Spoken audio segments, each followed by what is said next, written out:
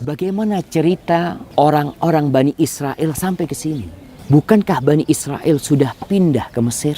Nabi Yusuf alaihissalam hidup di Badiah, ya, di kampung Palestina sini. Kejadian bagaimana 11 saudaranya atau 10 saudaranya kemudian menjual Nabi Yusuf alaihissalam. Nabi Yusuf dibawa ke Mesir. Kemudian di situ pada akhir ceritanya beliau menjadi salah satu pejabat negara. Ketika menjadi salah satu pejabat negara, semua keluarganya dibawa ke Mesir. Itu kisah kenapa Bani Israel ada di Mesir. Di sana mereka hidup. Sampai Nabi Musa alaihissalam. Kejadian Nabi Musa berdakwah, tapi ternyata Fir'aun dan orang-orang Egypt pada waktu itu tidak mau mengikuti dakwah Nabi Musa. Akhirnya Nabi Musa pergi meninggalkan Mesir, menuju ke Palestina, menyeberangi lautan. Malam hari, Allah mengatakan kepada Nabi Musa alaihissalam, "Asri bi'ibadi laylan." Kalian berangkat, Musa, engkau berangkatlah bersama hamba-hambaku di malam hari. Kalian akan diikutin. Allah sudah menyebutkan, kalian akan diikuti. Nabi Musa keluar. Berapa jumlah Bani Israel? Riwayat itu banyak sekali. Sampai ada yang mengatakan 600.000 jumlah mereka. Ada yang mengatakan kurang dari itu. Tapi jumlah yang banyak sekali. Ketika jalan, mereka tersesat. Di malam hari ini jemaah, nggak tahu jalan mau kemana. Nabi Musa bertanya, kita kok bisa tersesat? Kenapa itu? Sesepuh Bani Israel mengatakan, sesungguhnya Nabi Yusuf alaihissalam sebelum meninggal dunia, beliau itu membuat perjanjian sama kakek-kakek kita. Apa perjanjiannya? Kita tidak boleh meninggalkan Mesir kecuali membawa jasadnya Nabi Yusuf alaihissalam. Apa kata Nabi Musa alaihissalam? Waman yadri qabra Yusuf. Siapa yang tahu kuburannya Nabi Yusuf? Kata mereka nggak ada yang tahu. Di mana kuburan Nabi Yusuf? Nggak ada. Ada satu perempuan tua renta, dia tahu, tapi dia nggak mau ngasih tahu. Kata Nabi Musa, panggil dia. Diutus orang, dibawa. Nabi Musa alaihissalam mengatakan, dulini ala qabri Yusuf. Tunjukkan kepadaku di mana kuburan Nabi Yusuf. Kata perempuan tua ini, ada syarat. Kalau engkau berikan syarat tersebut, aku tunjukin.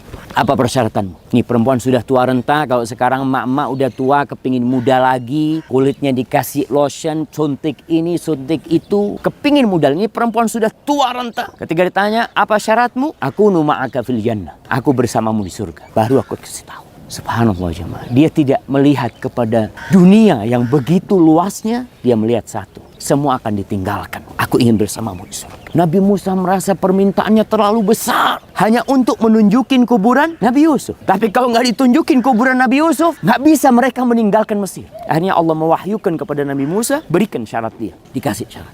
Akhirnya ditunjuk sebuah tempat, ada genangan air jemaah. Di Mesir itu tunjukkan. Keringkan tempat ini, lalu gali tempat ini. Digali. Dan dapat jasadnya Nabi Yusuf alaihissalam. Karena tanah itu tidak memakan jasadnya para nabi. Ketika diangkat, jalan menuju ke pelarian itu jemaah, seperti siang hari. Mereka berangkat. Subhanallah.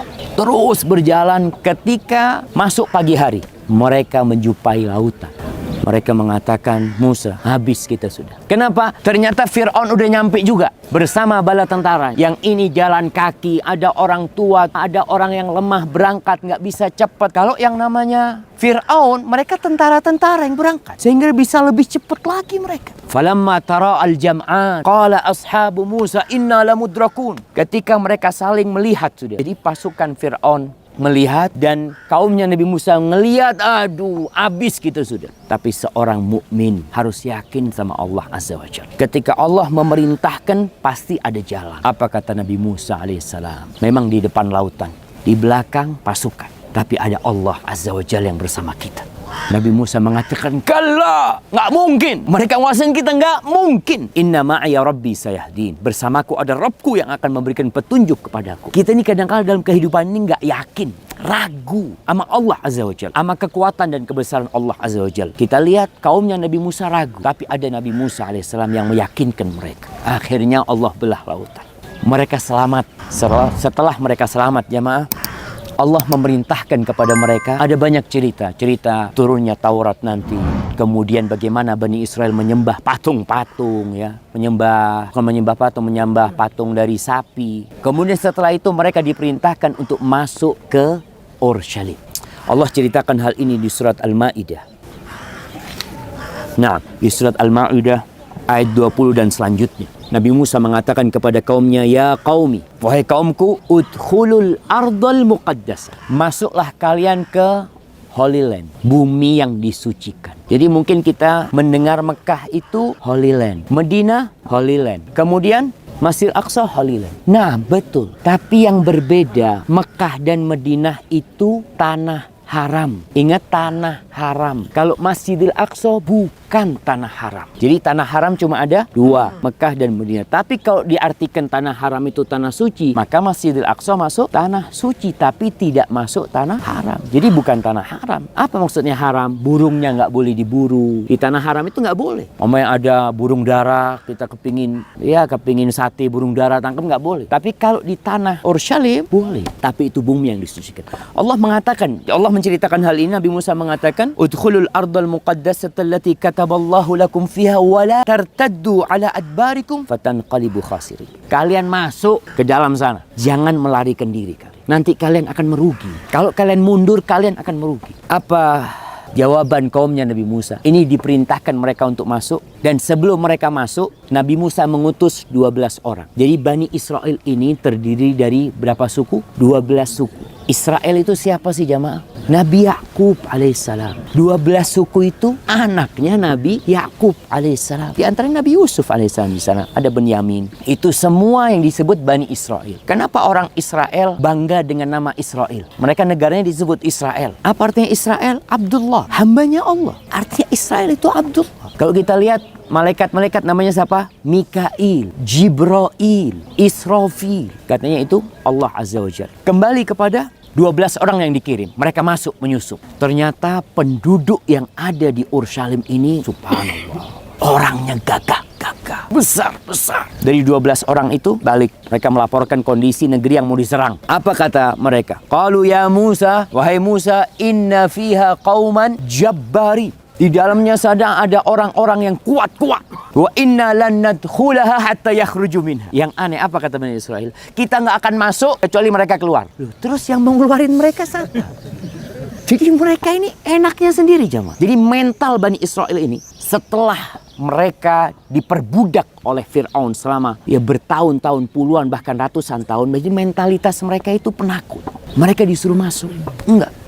Kita nggak akan masuk. Akhirnya Bani Israel ini buat cerita yang bohong untuk melegalkan ucapan mereka ini. Disebutkan bahwasanya penduduk yang ada di sini itu ketika 12 orang itu pergi, mereka sembunyi di kebun anggur. Anggurnya itu besarnya satu biji seperti kepalanya orang. Cerita mereka. Kemudian salah satu yang sembunyi itu dipegang, dimasukkan ke karungnya anggur. Jadi menyebutkan bahwasanya kita itu nggak masuk, ya wajar lah karena besar. Ada salah satu yang paling besar. Kalau masuk ke lautan itu cuma sampai setengah betisnya. Raksasa. Jadi kalau antum dengar cerita orang-orang bikin film raksasa, itu ceritanya Bani Israel. Karena ketakutan mereka, orangnya besar-besar. Nggak ada orangnya besar-besar. Nabi Adam alaihissalam saja besarnya seperti apa? Situna dhira'an, 60 hasta. Itu Nabi Adam. Gimana ceritanya Kan'anin ini laut cuma setengah betisnya jemaah. Jadi mereka bikin cerita yang bohong untuk melegalkan kenapa mereka nggak masuk. Supaya anak keturunan mereka itu tidak nyalahkan kakek-kakek mereka. Mereka mengatakan, fa iya khuruju minha fa inna dakhilun. Kalau mereka keluar, kita masuk. Qala rajulani minal ladzina yakhafun an'amallahu alaihim. Di antara 12 orang itu ternyata ada 2 orang yang beriman, yang takut sama Allah. Salah satunya disebutkan Yusha bin Nun. Dia mengatakan dia Yusha bin Nun. Dia ini yang ikut sama Nabi Musa bersama untuk menyumpai Nabi Khadir. Kan Nabi Musa bersama pemudanya, itu disebutkan Yusha bin Nun. 2 orang ini mengatakan, kalian masuk. Kalian diperintahkan untuk masuk. Fa idza dakhaltumu fa innakum ghalibun. Kalian masuk menang, selesai sudah. Itu janji Allah. Nggak perlu mikirkan, gimana jumlah mereka banyak. Subhanallah jemaah. Ini benar-benar berbeda dengan ucapan para sahabat Nabi ketika perang Badar. Kita tahu 300 belasan orang itu keluar dari kota Madinah bukan untuk berperang. Untuk apa? Untuk menghadang kafilah dagang. Tapi ternyata kafilah dagangnya selamat. Yang dijumpain mereka 1000 pasukan dari orang-orang Quraisy. Mereka mengatakan kemudian cerita ini, wa 'alallahi fatawakkalu in kuntum mu'minin. Dan bertawakallah kepada Allah kalau kalian beriman. Kalau kalian beriman, tawak masuk sudah. Apa kata mereka? Qalu ya Musa. Nggak ngomong sama 2 orang ini. Nggak dianggap 2 orang ini. Mereka mengatakan, qalu ya Musa, inna lan nadkhulaha abadan madamu fiha. Musa, kami benar-benar sungguh-sungguh tidak akan memasukinya selama-lamanya selama mereka ada di dalam. Sudah. Fadhhab anta wa rabbuka faqatila. Engkau berangkat sama Tuhanmu, perang sana. Faqatila innaha huna qa'idun. Kita tungguin di sini. Kalau kalian berdua menang, kita masuk. Ini Bani Israel seperti itu.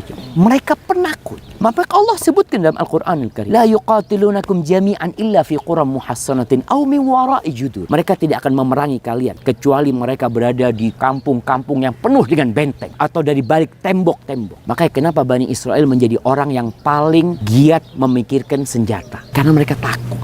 Mereka harus membuat senjata yang mereka tidak tersentuh. Mereka masuk dalam tank ya, supaya orang nggak bisa nyerang mereka. Bagaimana mereka kalau bisa di rumahnya bikin senjata yang ini sampai ke kampungnya mereka. Itu yang dilakukan oleh mereka. Terus qala Rabbi, Nabi Musa apa yang dikatakan? Mendapati kaumnya hanya 2 orang yang mau. Sisanya nggak mau. Berapa? Maka Nabi Musa mengatakan, qala Rabbi inni la amliku illa nafsi wa akhi fafruq bainana wa bainal qaumil fasiqin. Ya Allah, aku enggak memiliki kecuali diriku bersama saudaraku. Maka berikan hukuman atau keputusan antara kami dengan orang-orang fasik ini. Pisahkan kami sama mereka sudah. Akhirnya Allah memberikan hukuman. Apa hukumannya? Qal fa innaha muharramatun alaihim 40 sana yatihuna fil ardh. Sesungguhnya Urshalim ini, Palestina ini diharamkan buat Bani Israel selama 40 tahun. Haram mereka datang ke tempat ini. Terus bukan cuma haram, yatihuna fil ardh, dihukum juga mereka tersesat di bumi. Jadi Bani Israel itu yang kira-kira daerah tempat tersesatnya mereka itu, besok insya Allah kita akan ke Ariha, ke Jericho. Setelah Jericho mereka tersesat. Nggak bisa mereka menjumpai tempat yang bisa di tempat tinggalin sama mereka. Mereka berangkat pagi jalan, sore sampai ke tempat mereka lagi jalan. Selama berapa tahun? 40 tahun. Dan Allah kemudian mematikan Nabi Harun alaihissalam, mencabut nyawanya hukuman itu supaya Nabi Harun nggak terhukum juga kalau harus seperti mereka. Dan Nabi Musa juga meninggal dunia. Ketika Nabi Musa meninggal dunia, ada kisah yang menakjubkan. Nabi Musa ini datengin orang yang mengatakan, engkau waktunya mati. Kata Nabi Musa, langsung ditampar orang ini sampai matanya itu lepas. Ternyata yang dikirim itu malaikat pencabut nyawa. Naik ke atas. Nabi Musa nggak tahu kalau dia malaikat gitu. Ada orang kayak orang mau apa? Mau bunuh dia atau apa? Akhirnya kembali kepada Allah. Rabbi laqad arsaltani ila abdin la yuridul maut. Engkau kirim aku ke orang yang nggak mau mati. Karena para nabi itu tidak akan mati kecuali dikasih tawaran. Semua nabi tidak dicabut nyawanya kecuali engkau masih mau hidup atau mau meninggal dunia. Nabi kita Muhammad alaihissalam sama. Juga ditanya. Turun malaikat mencabut nyawa. Ngomong sama Nabi Musa. Sekarang udah malaikat, tidak ngomong sama Nabi Musa. Kata dia, kalau engkau masih mau hidup, letakkan tanganmu di kulitnya sapi jantan. Dengan setiap rambut ya bulu yang tertutup dengan tanganmu, engkau dapat tambahan 1 tahun. 1 tahun. Berarti sejumlah itu. Terus Nabi Musa tanya, setelah itu, ya mati. Aduh, sekarang aja. Kalau nanti mati sekarang. Kalau sama-sama mati sekarang. Akhirnya cabut nyawanya. Tapi Nabi Musa minta, ya Allah, dekatkan kuburanku ke 1 lemparan batu ke tanah suci ini, ke Urshalim. Maka kuburan Nabi Musa itu nggak di dalam ya, tetap di luar, tapi dekat. Rasulullah Shallallahu Alaihi Wasallam ketika beliau Isra Mi'raj, ketika beliau datang ke tempat ini, beliau melihat Nabi Musa sedang sholat di kuburan. Hadisnya sahih. Kemudian Nabi Muhammad SAW berangkat ke atas, di sana berjumpa dengan Nabi Musa. Ketika turun ke bawah, beliau jadi imam di masjid ini, mengimamin para nabi semua. Maka alam barzakh itu alam yang kita nggak tahu, jamaah. Di situ ada Nabi Musa yang sedang sholat, di atas ada Nabi Musa yang berjumpa dengan Nabi SAW, dan di sini Nabi kita Muhammad SAW sholat mengimami para nabi. Selesai cerita Nabi Musa. Berarti Bani Israel belum masuk ke Urshalim.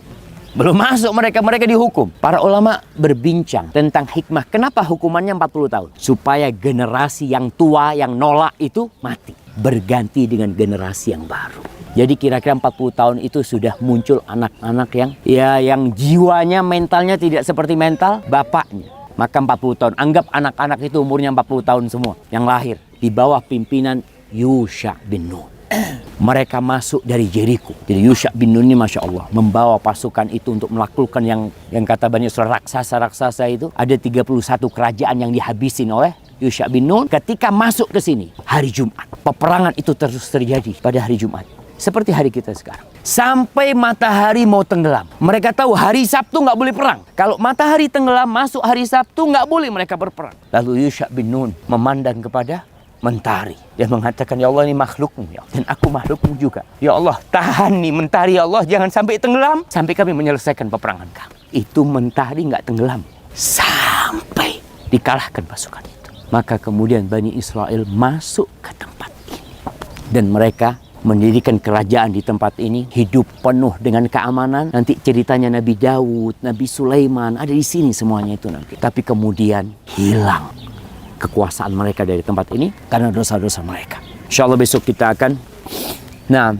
akan ceritakan bagaimana ceritanya Bani Israel bisa hilang dari Masjidil Aqsa. Umar bin Khattab ketika masuk ke Masjidil Aqsa, salat subuh beliau di sini. Salat subuh beliau membaca surat Sad, di situ ada ayat sajdah, beliau sujud. Kemudian di rakaat kedua beliau membaca surat Al-Isra, cerita Isra Mi'raj dan cerita hancurnya Bani Israel. Besok insyaallah kita akan lanjutkan hal itu. Hadza sallallahu ala nabiyina Muhammad wa ala alihi washabbihi wasallam. Wassalamualaikum warahmatullahi wabarakatuh.